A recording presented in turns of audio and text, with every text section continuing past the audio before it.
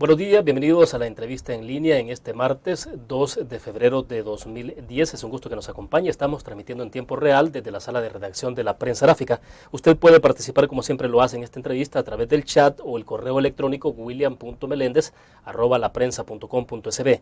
Este día tendremos varios temas en la agenda del análisis y todos referidos al combate de la criminalidad que envuelve nuestro país. Hablaremos de la importancia de las escuchas telefónicas, los delitos electrónicos y la coordinación regional que ha permitido la captura y posterior extradición de delincuentes. Está con nosotros esta mañana para conversar sobre estos temas el comisionado Ángel Barquero Silva. Él es el jefe de Interpol en nuestro país. Comisionado, buenos días, bienvenido. Buenos días, gracias por la invitación. Bueno, gracias a usted, comisionado, por acompañarnos esta mañana. Comisionado, en los últimos meses se ha observado un creciente número de personas que han sido capturadas en algunos países, por ejemplo en Nicaragua, Estados Unidos y aquí mismo en El Salvador, y cuyos procesos pues han derivado en extradición. El caso más emblemático ha sido en los últimos días el de José Marvin Martínez, quien fue extraditado de El Salvador hacia Estados Unidos. Por cierto, entiendo que este es el primer caso que se da de extradición desde El Salvador hacia Estados Unidos, porque ya hemos visto casos a la inversa. ¿Qué ha permitido no solo las capturas, sino estos procesos de extradición, comisionado? Sí, quizás lo más importante y que permitió, que ha permitido que se dé esta extradición es una reforma que se le hizo a la Constitución unos años atrás, donde dejaba abierta la posibilidad de extraditar a un connacional toda vez que se le respetara las garantías que tiene acá en el país y que no sea ni la pena, ¿verdad? Solo imponerle penas que estén contempladas en nuestro código y que los delitos también estén contemplados en nuestro código. Esto para el caso, comisionado, por ejemplo, caso concreto, la pena de muerte. Por ejemplo, Estados Unidos tiene pena de muerte en algunos estados, pero no lo tenemos en El Salvador. Sí. Significa que si una persona es capturada acá y trasladada hacia Estados Unidos, la pena de muerte no opera, no funciona. No, sí, en la resolución que da la Corte, ahí va claramente lo que no pueden aplicarle. Una de las penas es la pena de muerte, ni la cadena perpetua. Igual, delitos que no están contemplados en nuestro código no se le pueden aplicar allá. Eso va claramente dicho en la resolución que emite la Corte. Es el caso de Marvin. En Estados Unidos estaba condenado por 2 delitos. Tenía 8 y 10 años respectivamente por cada uno de los delitos. Pero la resolución de la Corte solo se extradita por uno de ellos, porque el otro delito no está contemplado en nuestro código. ¿La figura del delito es el delito sexual o cuál es el caso? El delito que fue condenado, o que por el cual fue extraditado, mejor dicho, es por violación. Violación. El otro delito sí no está contemplado en nuestro código. Entonces, y sí lo contemplan allá. Entonces, el caso del señor Martínez, él tendrá que responder únicamente por ese delito y pagar la pena de los años que corresponden a ese delito. A ese delito, que eran 8 años, de los cuales ya llevaba pues 2 años acá detenido. Y eso lo expresa también la resolución, que se le tomen en cuenta los 2 años que ha estado detenido acá en El Salvador. Claro, ahora, ¿Interpol se considera satisfecha con el proceso de cómo se está desarrollando todo esto de las extradiciones? Sí, realmente sí. Realmente para que funcione y que Interpol dé resultados, depende de cada una de las OCN, de las Oficinas Centrales Nacionales de Interpol. Interpol, la Secretaría General de Interpol, con su sede en Lyon, Francia, es muy respetuoso de las leyes y de los procedimientos de cada país. Entonces, la herramienta está, el apoyo a cualquier investigación criminal, cuestiones de catástrofes, como lo tenemos en Haití, hay personal de Interpol, está para ayudarlo a todos los países miembros. Somos 188 países miembros de Interpol alrededor de todo el mundo, y usted lo va a ocupar más o bien según lo estime. Eso es Interpol es respetuoso de esa soberanía, de esa disposición que tiene de usarlo o no usarlo. Ahora, las leyes de cada país también posibilitan que Interpol tenga mejores resultados, que sea más ágil, que opere de una forma más rápida. Un ejemplo de eso, las difusiones rojas que tenemos, y quizás es de lo más conocido en Interpol, que es una de las áreas, ¿verdad? No es todo lo que hace Interpol, pero es una de las áreas más conocidas. Un caso concreto, el caso del señor Perla, fue capturado en Francia, sin ningún trámite adicional, capturado. Solo bastaba tener la difusión roja que estaba en el sistema, la OCN de París, lo ubican y lo capturan, sin tramitar nada. ¿Por qué? Porque en Francia y en muchos otros países de Europa, la difusión roja tiene una orden de carácter de captura, de una orden de captura local. ¿En nuestro país cómo funciona eso? ¿Es igual? No la tenemos por el momento. ¿Para tenerla qué se necesita? Ya está hecha la reforma en el artículo 327, inciso tercero, incorpora como una cuarta forma de captura o de aprehensión, como dice el código, y a partir que entre en vigencia nuestro código, iba a entrar el 1 de enero. Se pospuso y hoy está, si no más me equivoco, para el 10 de octubre. Entonces, a partir del 10 de octubre, las difusiones rojas que se hagan de esa fecha en adelante, podemos ejecutarlas sin ningún trámite más. Usted me dirá, bueno, entonces, y hoy no podemos hacer nada, no se hace nada. Lo dejo en el punto para que vayamos a una pequeña pausa y cuando regresemos nos explica de mejor forma esto. Vamos a volver, ya volvemos.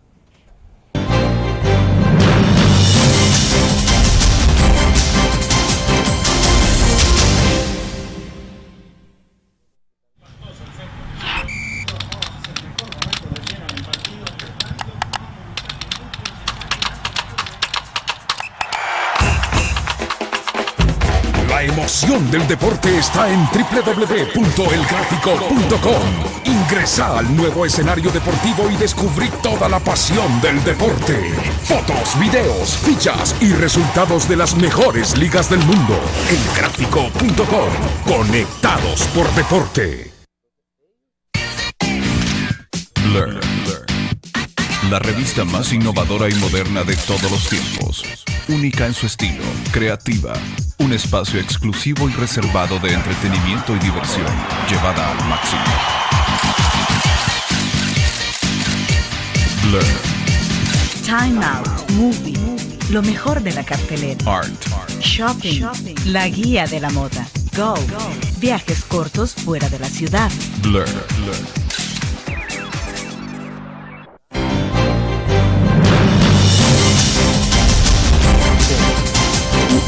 Interpol se apega a la ley. Bueno, continuamos esta mañana conversando en la entrevista en línea con Ángel Barquero Silva, es comisionado jefe de Interpol en nuestro país. Comisionado, entonces, estaba usted en explicarnos esto de las difusiones rojas. Nos decía que a raíz de la reforma del Código Penal se pondrá en vigencia a partir de este año. De este año de octubre. Ahora, pero entonces quedábamos con la interrogante. Bueno, ¿qué pasa en este momento que no se tiene? Que no se tiene. ¿Cómo es que en un momento determinado la sí difusión se puede hacer algo, lo único que lleva más tiempo. A nosotros, el caso de Marvin, nosotros al ubicarlo, inmediatamente se le notifica por el sistema I-24/7 a Interpol Washington, a la OCN de Washington, que el prófugo está ubicado. Sí. Y ellos hacen vía diplomática todo el proceso hasta llegar a nuestra corte. Y la Corte de El Salvador nombra a un juez para que lleve ese caso. El juez estudia el caso y posteriormente emite una orden de captura ya local de El Salvador. Y con esa orden pues se procedió a la captura de este prófugo. Es el proceso que hemos hecho. Bueno, pero estamos hablando que eso lleva mucho más tiempo y es un proceso mucho más burocrático. Eso, ¿no? Puede tardar semanas, ¿verdad? Varias semanas, claro que sí. Y esa es la desventaja que en este tiempo se nos puede volver a perder, salir del país. Si sale del país y se sale por el aeropuerto o una vía terrestre legal, no un paso ciego, se avisa, si es un prófugo que no es nuestro y sale a otro país, yo notifico a la OCN que lo busca y notifico a la OCN dónde va a viajar, si tenemos el destino. Claro.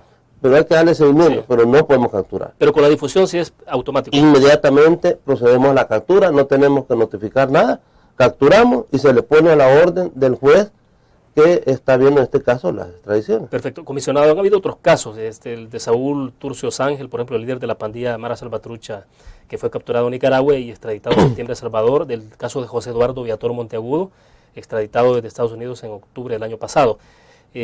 Con todos estos casos, ¿cómo han sido posibles? ¿Cómo se han coordinado? Sí, en este caso de Nicaragua y últimamente hemos estado viajando a Nicaragua bastante seguido por el mismo control ciudadano que tiene la policía de Nicaragua. Eso les ha permitido ubicar, si es miembro de pandilla y anda tatuado, ellos inmediatamente lo localizan y proceden a la identificación. Generalmente ellos no dan ni su nombre verdadero, ni andan documentos, o si más andan documentos falsos, pero dan otro nombre. Pero la policía local del pueblo que sea en Nicaragua consulta a Interpol, a la OCN de Managua, que le verifique tal persona, le manda fotos, el posible nombre y huella. Esa hacen la consulta, sobre todo si son MS-18, lo consultan a Interpol San Salvador, y con la foto, con la huella y el posible nombre, que es referencia, verificamos a las bases de datos. Sí, sí. Y pues lo podemos identificar, se les da el nombre correcto, y lo primero que hacemos es, generalmente, casi siempre tienen difusión roja nuestra. Si no tienen, no hay problema, porque si hay una orden de captura que pese sobre él, se inicia el proceso ya sea de extradición o de deportación. Sí, ahora díganos, ¿qué es lo que facilita que en Nicaragua, por ejemplo, se pueda tener mucho más agilidad en ese tipo de capturas y procedimientos? Es el control ciudadano. Realmente. ¿Control ciudadano en qué términos? ¿Cómo? ¿De qué forma? Ellos están bastante bien organizados en comités de barrios, colonias, cantones, la parte rural, y el ciudadano colabora mucho más con la policía en decir, mire, vi a un ciudadano, un sujeto que no es conocido, no es de la colonia, no es del barrio, no es del cantón o de la jurisdicción, y me parece sospechoso. Entonces la policía va y lo identifica. Si él no se puede identificar, el acento, tiene alguna duda, anda tatuado, empiezan a hacer las consultas. La ley les permite hacer, con un tiempo prudencial, hacer ese chequeo para identificarlo plenamente. Un buen ejemplo para Salvador. Digo, claro. O sea, ¿cree usted que valdría la pena replicar ese ejercicio acá? Claro que sí. Se está trabajando en El Salvador, no es que no lo tengamos. El problema es que tenemos que ganarnos la confianza de la gente con respuestas positivas, con buenos resultados. La situación del momento pues es difícil, no es que no estemos trabajando. El esfuerzo de Interpol es para apoyar y decirle a los prófugos, donde estén, los vamos a buscar y los vamos a traer a que paguen sus delitos. Ahora, recientemente el director de la policía hablaba un poco en términos de introducirles, yo debo entender que es más mística, pues, o sea, y volver un poco a los principios, a los valores que tiene un agente de policía, y no a que puedan reaccionar de inmediato, a que sean más prestos a la seguridad hacia la población. Bueno, todo esto finalmente pasa por la denuncia ciudadana, pero la denuncia tiene que pasar también antes por la confianza que puede tener la población. Claro, es una confianza en dos sentidos, en dos vías. La situación de Nicaragua no es la situación de El Salvador, lógicamente. Hay una gran diferencia. Por ejemplo, ellos tienen un promedio de 15 homicidios al mes. Y eso les permite al policía de Nicaragua poder volcarse más a resolver esos 15 homicidios al mes, hacer un esfuerzo y ser más efectivo.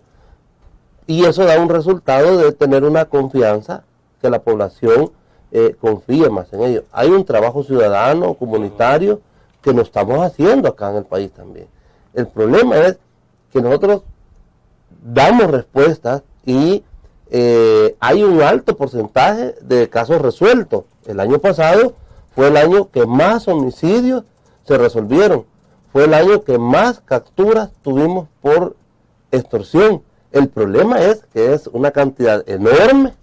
Los niveles, los números, las estadísticas son bastante altas, y ante eso hay que hacer un esfuerzo, no solo de la policía, tiene que ser un esfuerzo de todos, pero de todos, le estoy hablando, todos ciudadanos salvadoreños, de una u otra forma, desde su ámbito de trabajo, de estudio, tenemos que trabajar en ese sentido, y así podemos ir cambiando, porque el esfuerzo, la policía lo hace, pero esa es una parte. Sí, sí. Hablábamos con amigos, discutíamos con compañeros también de trabajo, y yo les decía, bueno, mire, hay que pedir cuentas de alguna forma, habría que ver si la ley lo permite o qué, si los pandilleros, los homicidas, ¿dónde están los padres de estos muchachos?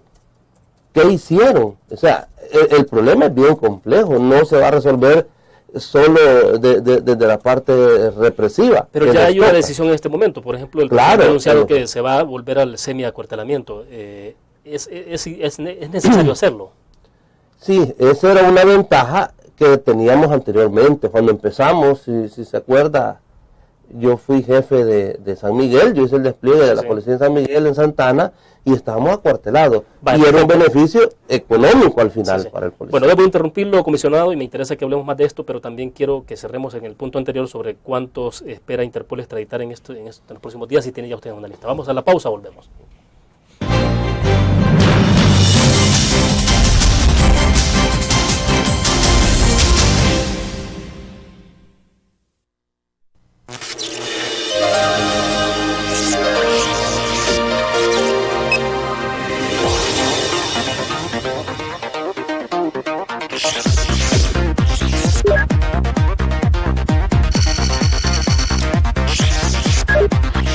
Estimulamos tus sentidos para que leas, veas, escuches e interactúes con la verdad.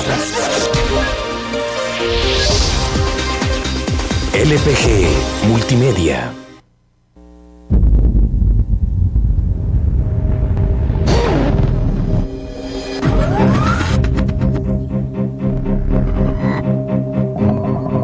El inicio de una estrategia financiera desde los negocios y la actividad económica hacia toda Centroamérica. El Economista Regional, una revista especializada donde encuentras el panorama empresarial y los principales movimientos financieros. El Economista, el modelo regional de información económica.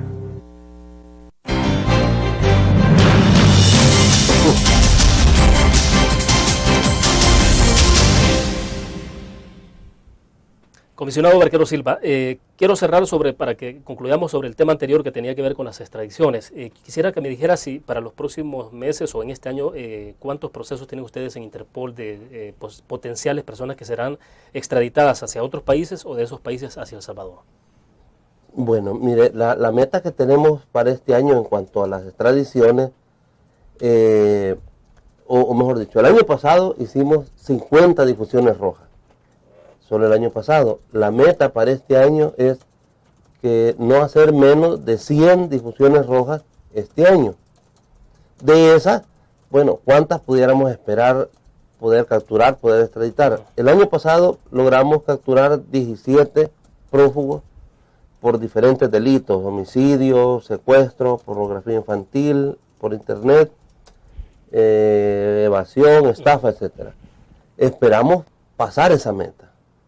De las capturas, que sean, ya sea por extradición o por deportación, esperamos, si el año pasado hicimos 17, este año esperamos que hiciéramos el doble, 30, ¿verdad? Ahora díganos, en el caso concreto que hubo el primer caso de extradición de El Salvador hacia Estados Unidos, el juez especial decía, bueno, que esto es el primer caso y habrán muchos, o sea, ya ustedes tienen, ¿cuántos hay considerados potenciales extraditables hacia Estados Unidos?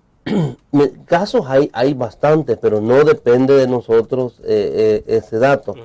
Yo sí sé que ya está en trámite y están las solicitudes en la corte de 2 casos. Esos ya están en trámite y sé que hay más, pero no depende de nosotros, Sí, claro. La extradición de ¿Estos salvadoreños. dos casos por qué delitos serían? ¿Tiene idea usted? No tengo detalles sobre esos dos casos. No los, aquí a la mano no los tengo. Bueno, hablemos entonces del régimen de semiacuartelamiento, comisionado. Usted decía que, bueno, esto se dejó de hacer hace 7 meses con la llegada de la presente administración Funes y ahora se vuelve prácticamente a una medida que las administraciones del Partido Arena tenían.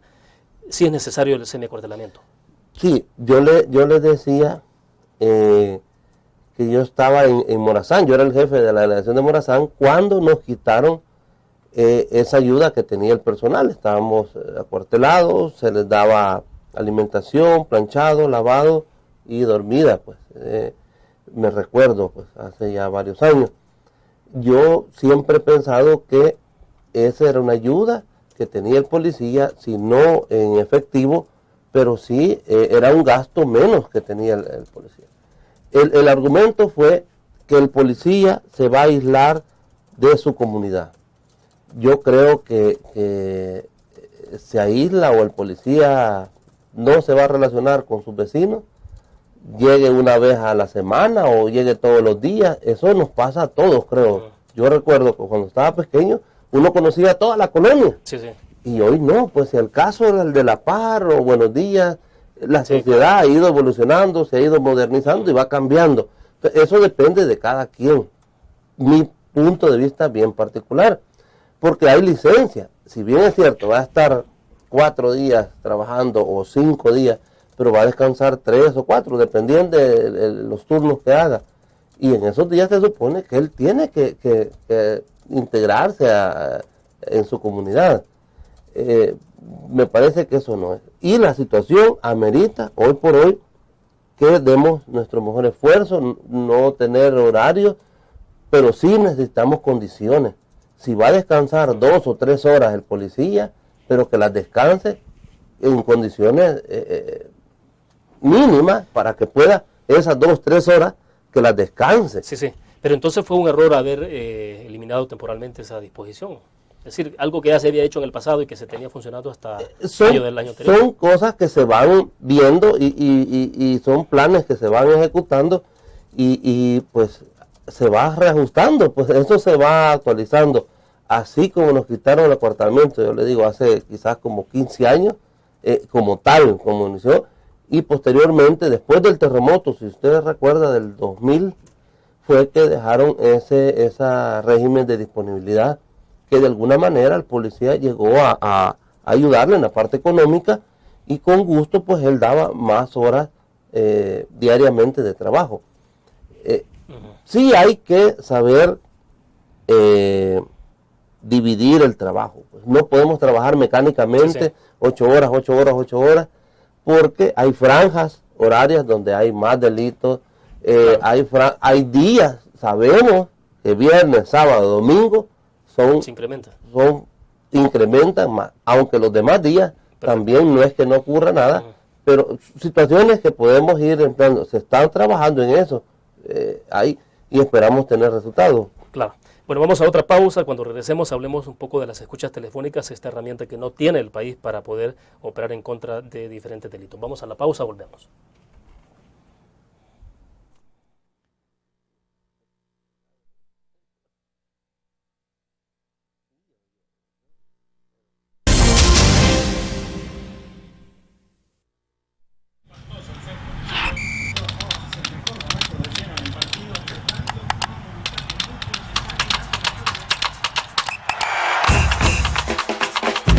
La emoción del deporte está en www.elgráfico.com.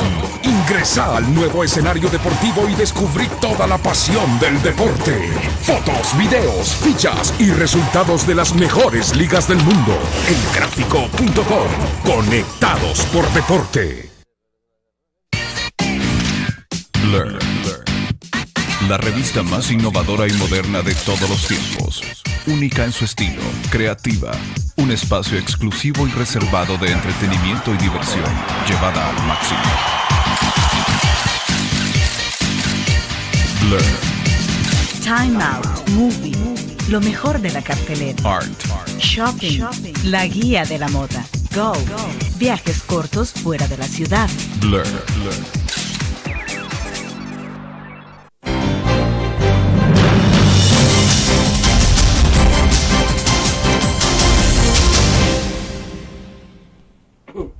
Bueno, comisionado, un par de inquietudes de los cibernautas. Primero, pregunta un cibernauta de San Salvador, ¿qué se necesita para que otros países puedan extraditar salvadoreños que han cometido delitos, voluntad política, dice él, o reformas en la asamblea, a nivel de asamblea legislativa? Y la otra tiene que ver con si no es demasiado obsoleto el acuerdo de extradición de 1911.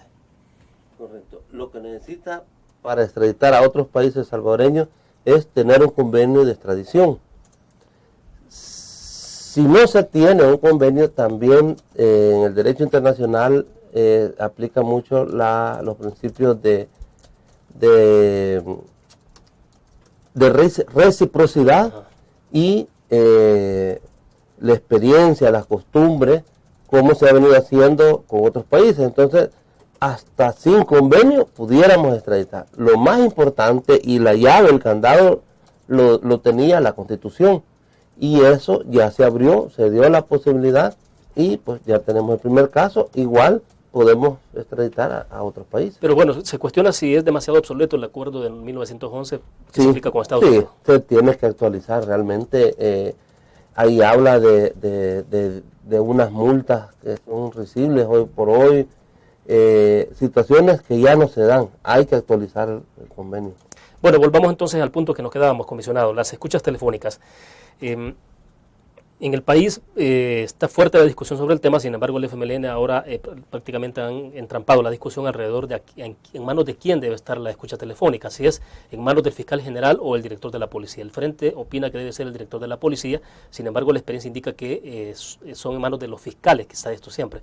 Pero quiero que me diga usted cuál es la opinión que tiene en Interpol.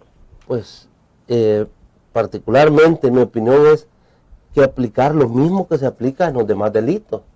Es que el fiscal dirige la investigación, pero no la ejecuta, él la dirige. Entonces yo creo que ese mismo principio hay que aplicar con las escuchas. Lo que sí es importante que tengamos la herramienta. No podemos estar a estas alturas sin esa herramienta para combatir el crimen organizado, llámese extorsiones, narcotráfico, etcétera. Por ejemplo, ¿qué delitos son los que se pueden resolver así de manera eficaz con las escuchas telefónicas? Y la experiencia que ustedes han visto en otros países, por ejemplo. Primero y principal es las extorsiones. Esa es una herramienta muy efectiva y una vez aprobada la ley se constituye en prueba en el proceso. Sería una prueba irrefutable. Crimen organizado en general, específicamente narcotráfico, es otro donde ocupamos esa herramienta porque es la forma que se comunican, pues. Y hay infinidad de delitos, sobre todo con el crimen organizado. Ahora, sí debe estar entonces en manos de la Fiscalía General, siendo la institución que tiene el monopolio de la investigación. Corresponde entonces a la Fiscalía. Es que yo, según entiendo, lo que están discutiendo es quién va a tener físicamente el laboratorio o las instalaciones. A mi modo de ver, repito, quien hace esa parte, porque es la parte técnica, es la policía. La Fiscalía es la que dirige la investigación. Es la que va a solicitar al juez autorice una escucha telefónica en X caso, y fundamentar las razones por las cuales necesitan esa autorización ante el juez. Pero ¿quién la va a ejecutar? ¿Quién la va a hacer materialmente? Claro. Los que investigamos actualmente somos los policías. Entonces yo creo que eso conviene. Pero independientemente como lo dejen, habría que empezar y en el camino a ver si no funciona, pues como sea, como lo que autorice la asamblea. Lo importante y urgente, creo yo, es que lo autoricen.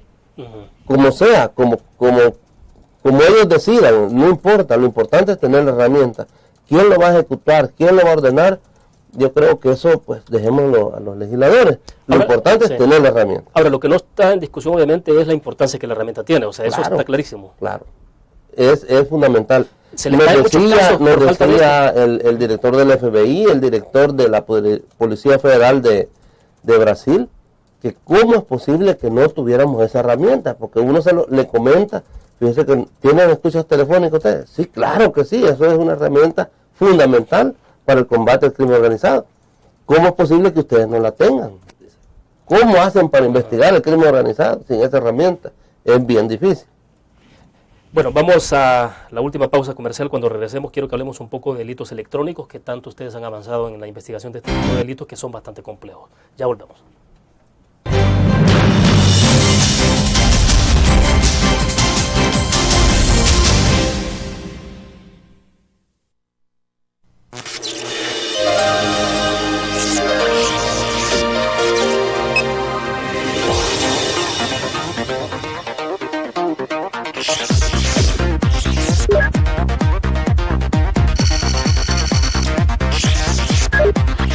Estimulamos tus sentidos para que leas, veas, escuches e interactúes con la verdad.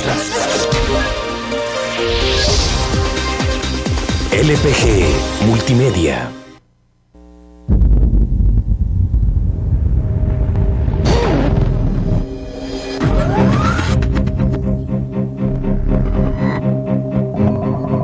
El inicio de una estrategia financiera desde los negocios y la actividad económica hacia toda Centroamérica. El Economista Regional, una revista especializada donde encuentras el panorama empresarial y los principales movimientos financieros. El Economista, el modelo regional de información económica.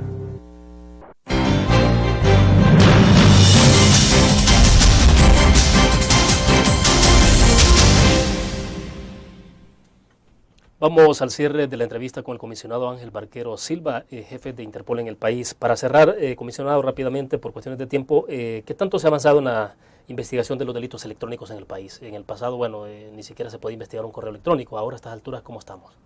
Sí, hemos avanzado. El departamento lo iniciamos allá por el 2005. Se inició un grupo de trabajo en el área para Latinoamérica de Interpol, y lo cual pues nosotros hemos participado desde ese entonces.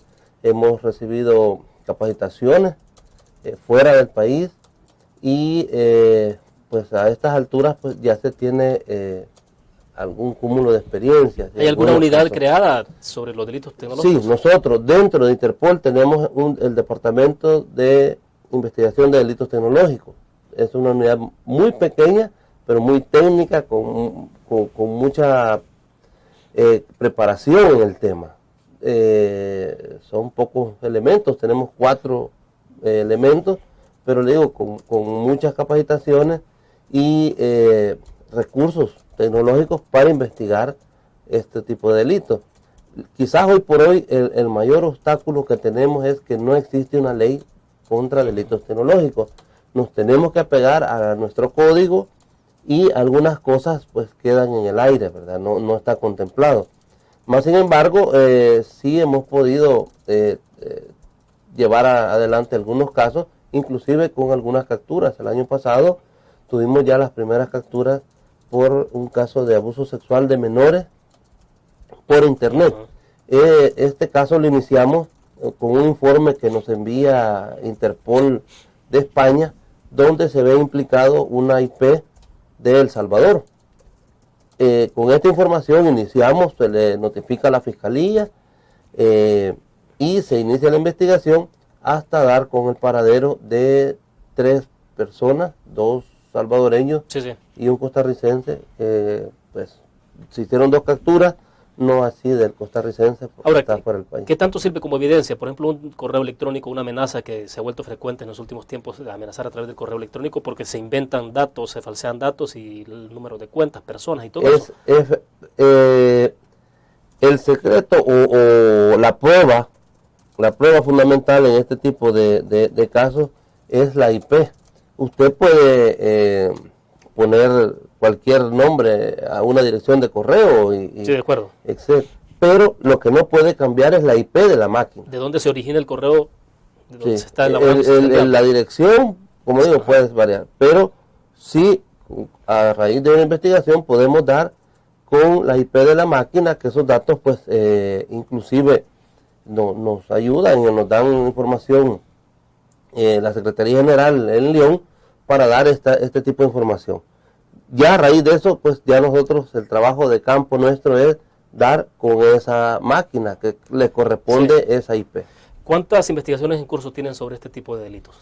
Ahorita tenemos alrededor de 6 casos que estamos investigando, sobre todo quizás de los más casos que estamos llevando en la oficina en estos momentos es por abuso sexual por internet. Y hay casos de estafa, y hay también uno de amenazas, inclusive que ofrecían servicios de sicariato. Esto es fuera en Europa, pero tiene relación con unas IP acá en El Salvador. O sea que pueden haber personas relacionadas en nuestro país. Sí.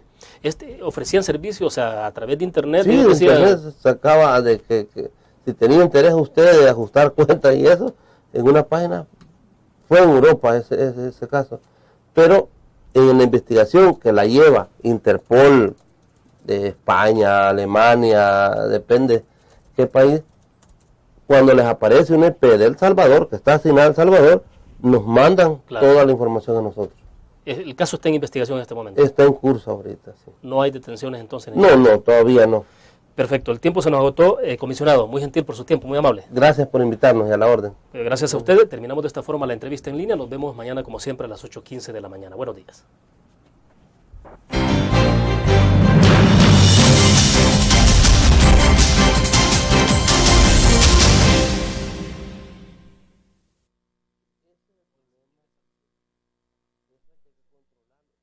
Tiene que tener un control. Eso ayuda, pero usted